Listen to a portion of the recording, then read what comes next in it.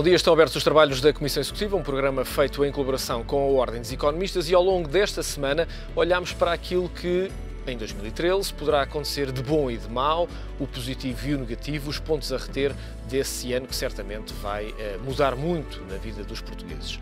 Vamos começar por dois temas diferentes. Por um lado, vamos obviamente, à austeridade. Vítor Gaspar já enviou aos ministros a primeira versão dos cortes na estrutura do Estado. Segundo o documento a que o Económico teve acesso, o valor total vai ser superior aos 4 mil milhões de euros inicialmente previstos. E as áreas mais afetadas são a educação e a segurança social. Representam mais de 3/4 da redução prevista.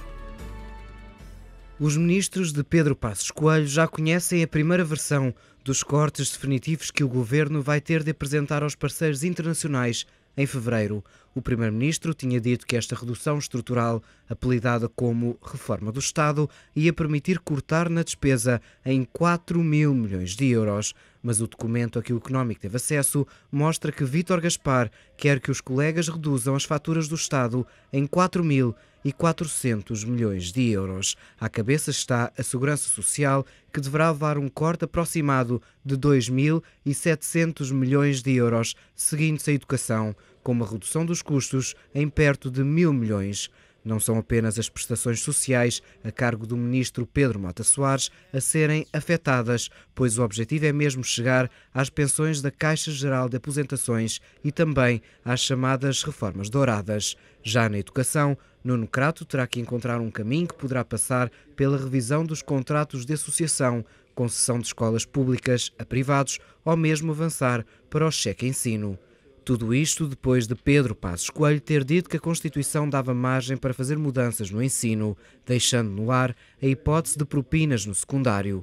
A lista de cortes avança para a saúde, onde está prevista uma redução dos custos em 180 milhões de euros, e depois Justiça, Defesa e Administração Interna, ministérios que devem reduzir em conjunto 500 milhões de euros. Os ministros têm agora de encontrar o caminho para estas metas, mas sabe-se que dentro do governo alguns dizem que são cortes muito difíceis de alcançar.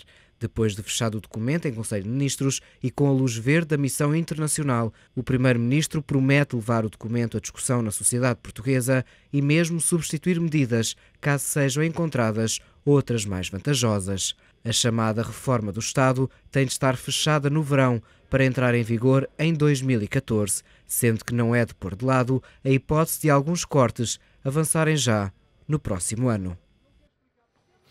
E este é o lado menos positivo para 2013, mas há outros bem mais positivos. Portugal está classificado como o melhor destino do mundo para visitar exatamente no próximo ano. A escolha é do site Globe Spots, que inclui na lista do próximo ano países como Moçambique, Cuba e Canadá, mas com Portugal no topo da lista. 5 anos depois, o Globe Spots elege Portugal como o melhor destino para visitar em 2013. Para quem quer uma viagem clássica com grandes vistas, é assim que o site de viajantes caracteriza Portugal. Depois do Laos, Colômbia, Vanuatu, no Pacífico, e Geórgia, é o velho charme europeu que encontram em Portugal e que o site internacional de viagens destaca para destino de eleição. São os bairros típicos com a roupa a secar nas janelas, as discussões políticas nas varandas, as cidades medievais cheias de praças, igrejas e mosteiros, a gastronomia em destaque pelas imensas pastelarias e tasquinhas, o vinho do Porto, de quem dizem ser fácil ficar-se amante, é uma das coisas que garantem que Portugal faz a quem visita. O Globe Spots coloca em segundo lugar Moçambique e as praias idílicas. Seguem-se a fascinante cultura seminórdica do Quirguistão, as ilhas paradisíacas do Panamá, as maravilhosas paisagens da Arménia e o povo acolhedor, as fantásticas montanhas do Ruanda, a autenticidade cubana, o povo malaui e a beleza natural do imenso território canadiano. O site assume o objetivo de querer expandir a mente dos viajantes para sítios menos prováveis.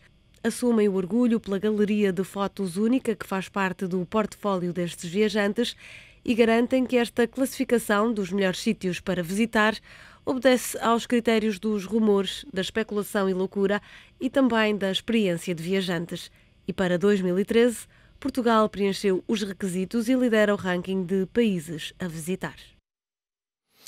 E entre este país azul e cinzento que hoje vamos falar, nesta Comissão Executiva, na segunda parte vamos olhar também para um mundo azul e cinzento, não só para Portugal. Professor Taoufik Rekibi, professor Jorge Farinha, obrigado por estarem nesta Comissão Executiva. Professor Taoufik Rekibi, começo por si para lhe perguntar como é que vai ser 2013 para os portugueses e em Portugal. Antes de dar eventuais palpites relativamente a que vai ser 2013, é preciso ver que o que temos vindo a observar ao longo dos últimos tempos é um falhanço sistemático no que se refere às previsões, ou por outra, o cumprimento dos objetivos. Basta olhar para a própria União Europeia, com todos os seus instrumentos, falhou o objetivo da Estratégia de Lisboa 2010 e hoje, olhando para a Estratégia 2020, estamos sistematicamente a nos afastar dos objetivos. Portanto, acho que vai ser muito complicado acertar em relação àquilo que vai ser o próximo ano de 2013, até pela quantidade de variáveis envolvidas, pela sua complexidade e pelo seu caráter sistémico.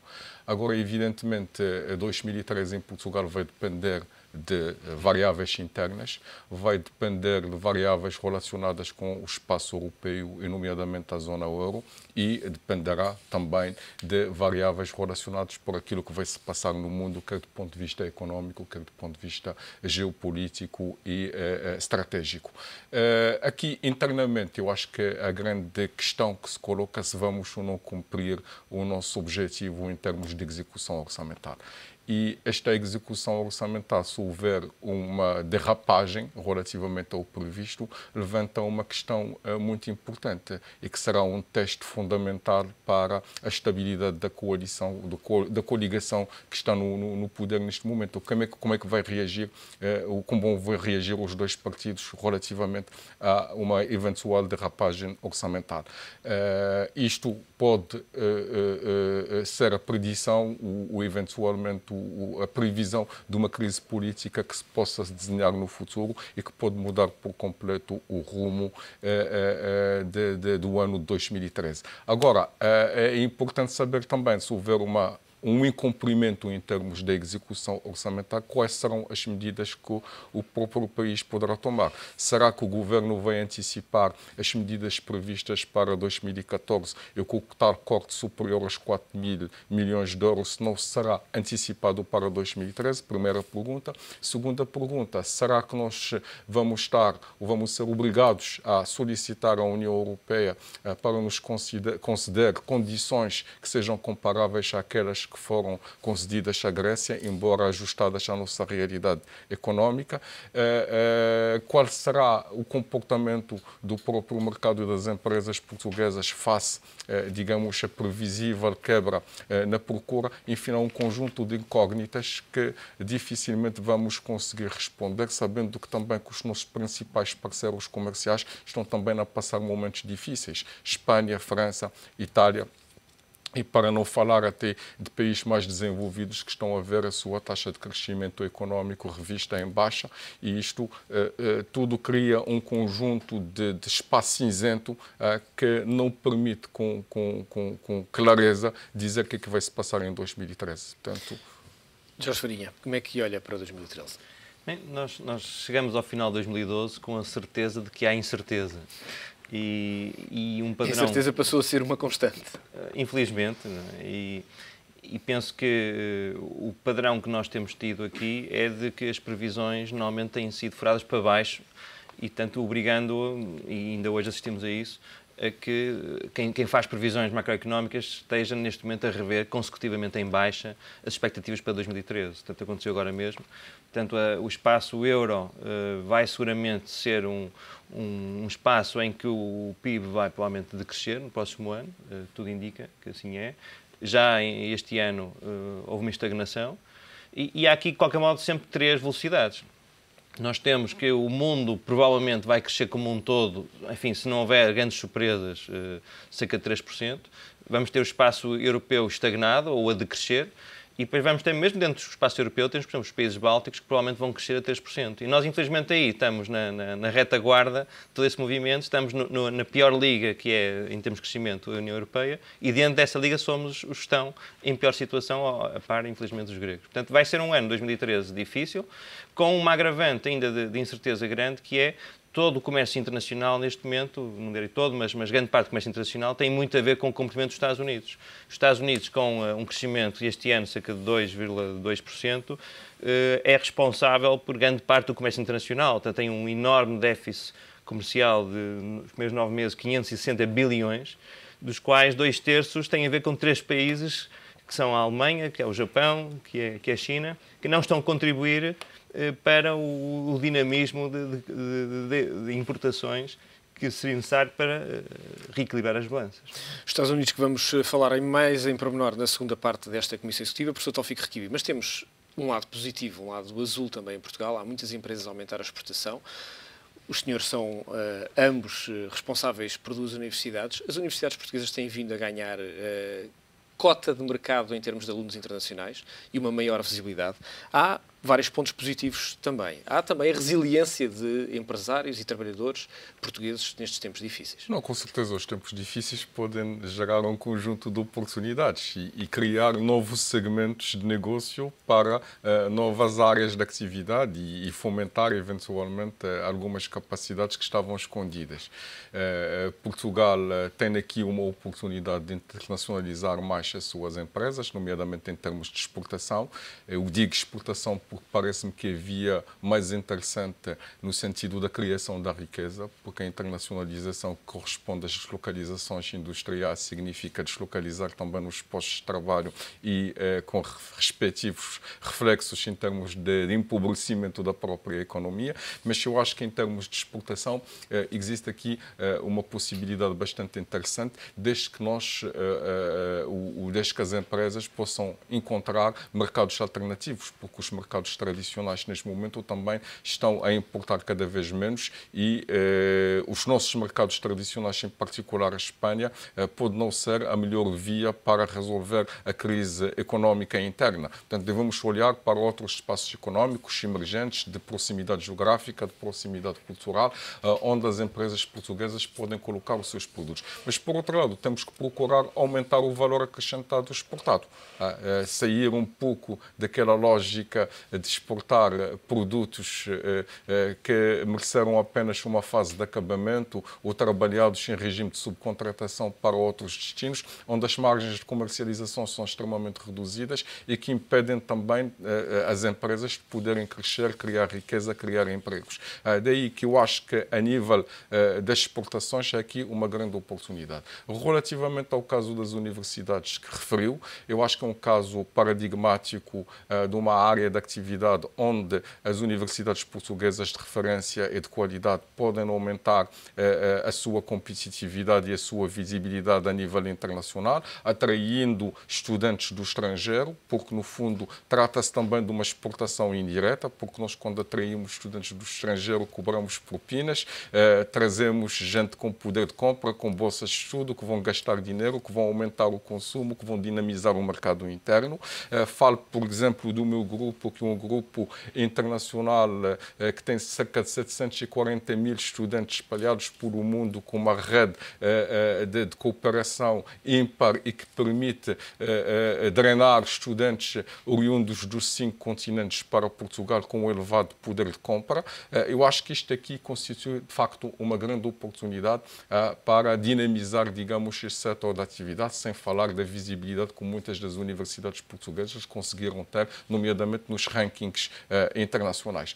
Parece-me também aqui há uma área, a vossa peça há pouco também referiu a área do turismo. Julgo que Portugal, por o facto de haver muita instabilidade em algumas regiões concorrentes que eram tradicionalmente atrativas para o turismo, Portugal hoje, pela sua estabilidade interna, pela segurança relativa que se vive internamente, pela diversidade das suas paisagens, pela sua oferta em termos de infraestruturas, em termos de produtos turísticos, parece-me que pode ser um destino muito interessante e, mais uma vez, julgo que nós devemos procurar dinamizar a nossa promoção noutras zonas do mundo que não sejam as zonas tradicionais, porque eu acho que, se não estou em erro, dos 12 ou 14 milhões de turistas que nós atraímos, o essencial dos turistas vem de Espanha. Hoje, muito provavelmente, o espanhol que pertence à classe média vai ter cada vez mais dificuldade para gastar exatamente as mesmas verbas que gastava nas suas férias. Portanto, temos que olhar para outros países, para outras regiões do mundo, nomeadamente nas economias emergentes, para atrair turistas que possam dinamizar o nosso setor. Parece-me que aqui há algumas áreas que estão extremamente interessantes. Temos também nos focar em tudo o que é logística, tudo o que é gestão de operações, tudo o que é transportes, fazer de Portugal uma plataforma giratória que permite ligar vários continentes, isto é, Europa, África, América. Eu acho que aqui nós temos uma posição ímpar do ponto de vista geográfico. Estamos no centro do mundo, somos centrais em termos geográficos, somos infelizmente periféricos do ponto de vista económico, mas eu acho que aqui esta centralidade geográfica, se for bem trabalhada, bem promovida, pode resultar em ganhos, podem não ser imediatos, mas vão nos permitir de nos proteger, ou de criar um escudo protetor do ponto de vista económico nos 3, 4 próximos anos. Jorge Farinha, pontos positivos na economia portuguesa e em Portugal para 2013, para além destes, ou acrescentando estes também? Eu acho que a economia portuguesa entrou num modo de sobrevivência, o que tem implicado que muitas das empresas, sobretudo as PMEs, têm vindo a aumentar enormemente os seus esforços no sentido de tentar chegar a novos mercados e o facto de que as exportações cresceram 4%, ou vão crescer 4% este ano, é um sinal, de facto, desse dinamismo, infelizmente devido a um modo de sobrevivência que se instalou. Mas acredito que há um espírito empresarial bastante forte das PMEs, que representam mais de 95% das empresas em Portugal, e que poderá fazer alguma diferença na capacidade da economia poder manter os objetivos que o Governo estabeleceu de haver um crescimento no segmento das exportações no próximo ano, havendo contingente ao clima económico. Portanto, eu acho que esse é um aspecto positivo que poderá contrabalançar alguns aspectos mais negativos.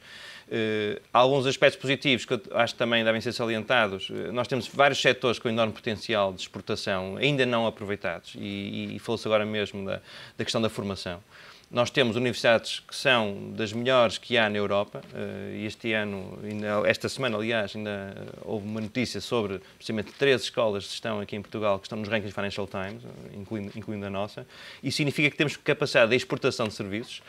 E as universidades portuguesas têm, de facto, vindo a aumentar a sua capacidade de atrair alunos estrangeiros. A Universidade do Porto, só para ter uma ideia, tem, neste momento, 3.000 alunos estrangeiros, o que é muito significativo. E que significa, no caso do Porto, que isso tem um impacto económico muito substancial, portanto, ter 3.000 alunos que venham e que têm, obviamente, despesas que dão incentivo à economia local. E os alunos internacionais, perdão-me interrompê-lo, também têm essa vantagem que ficam a conhecer Portugal, são eles próprios referral quando saem de Portugal para negócios, até para o turismo. Sem dúvida nenhuma, sem dúvida nenhuma. E o turismo também traz os próprios alunos. O Porto foi considerado este ano como o destino melhor da Europa, segundo a European Travelers' Choice, e isso teve automaticamente um influxo de turistas que veio quase logo a seguir, na semana seguinte. E, portanto, eu acho que estas notícias sobre Portugal ser um destino prioritário para o turismo é, de facto, boas notícias para a economia nacional. Portanto, seguramente o setor do turismo vai ver os efeitos, mas acho que também nós podemos, enquanto pessoas ligadas às universidades, tirar partido disso mesmo, porque há aqui, de facto, grande qualidade no ensino em Portugal e há que torná-lo mais conhecido. E podemos ter todas as condições para ser, como acontece no caso do Reino Unido ou nos Estados Unidos, um setor exportador fortemente contribuinte para a obtenção de divisas, para o equilíbrio económico das nossas contas. Nós neste momento estou a dirigir um programa MBA que tem 2/3 de alunos estrangeiros que vêm do Japão, da China, da Índia, do Taiwan, dos Estados Unidos, da Rússia, da Ucrânia. Portanto, temos essa capacidade, mas não está ainda aproveitada, até porque muitas vezes as autoridades não dão o devido apoio para que seja fácil, o mais fácil, poder, em termos administrativos, trazer os alunos, que muitas vezes têm problemas com vistos, que demoram imenso tempo a ser resolvidos. Temos, de facto, uma falta de alinhamento, muitas vezes, entre esse desejo que nós temos de aumentar a exposição das escolas portuguesas a alunos estrangeiros e a capacidade do Estado responder com mecanismos adequados para os atrair. Sr. Taoufik Requibi, esta é uma das críticas que muitos atores, sobretudo estes, dizem que precisam, obviamente, de andar depressa, fazem, tem que ver com o peso da regulação, o peso do licenciamento, o peso da burocracia. Muitas vezes trazer alunos estrangeiros esbarra nos vistos, muitas vezes exportar esbarra num conjunto de autorizações. Ainda há demasiado peso do Estado neste sentido burocrático na atividade privada? O peso, com certeza, existiu, foi muito maior no passado do que no presente. Hoje as coisas diga-se de passagem, que melhoraram bastante.